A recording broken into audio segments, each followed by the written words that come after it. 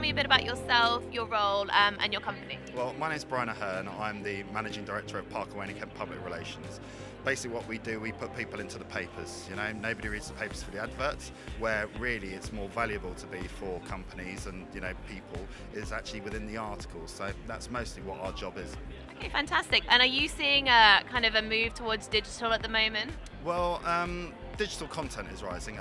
Print is having a real problem, because it costs a lot of money and actually it's not as fast as digital media. So people want to read stuff, whether they're accessing articles through Twitter or going to their particular favorite website.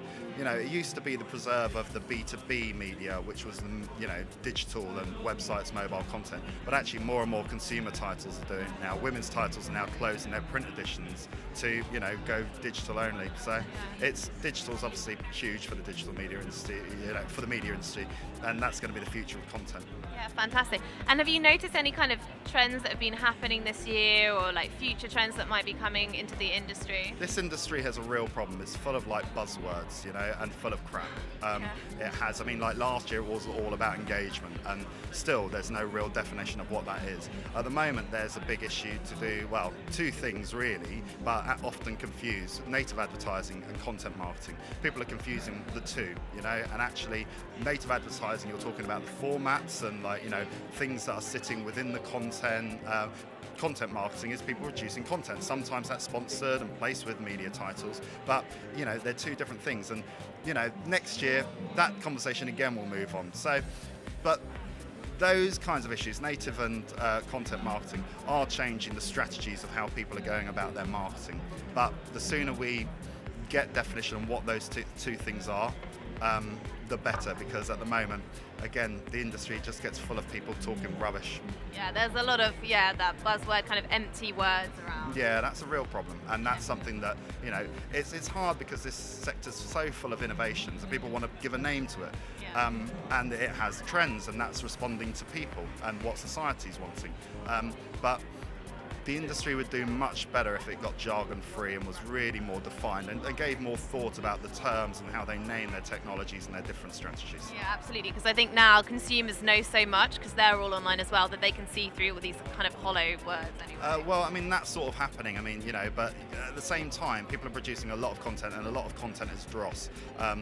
BuzzFeed is very popular, but basically the quality of articles there, isn't the best. You get the odd sort of thing. And so people are going to get more fine-tuned to, they're understanding the top 5 things about people with curly hair that they have a problem. That will really attract people with curly hair, but sooner or later people are going to be quite sort of turned off by what they realise is rubbish articles. Yeah. It's about quality content. Yeah, absolutely. It kind of alienates people who don't have curly hair as well. One knows who don't have any hair. Yeah. So there are a lot of young people looking to break into the industry at the moment, or people who've been around in other industries and looking to showing how big digital marketing is getting. Is there any advice you would give people trying to come into branding or PR or whatever?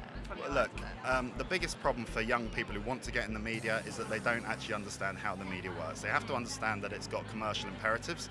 Publishers need to make money, and actually the thing that drives the media industry is people paying for ads and people giving publishers money. So that, I'm in the game where I try and not get companies to get them into articles without them paying for ads, but at the same time I have to understand the commercial imperatives of a publication, that at the end of the day I need to give them good content that's going to attract eyeballs so people consume adverts for that publication. Once people understand the commercial realities of media and marketing industries, then they're going to be much better to decide what kinds of campaigns, what kinds of technologies are actually going to work.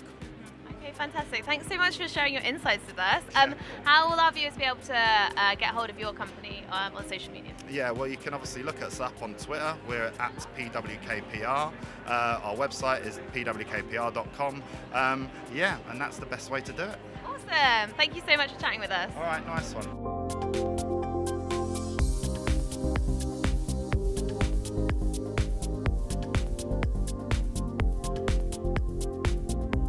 I think the next rising trend is probably content marketing.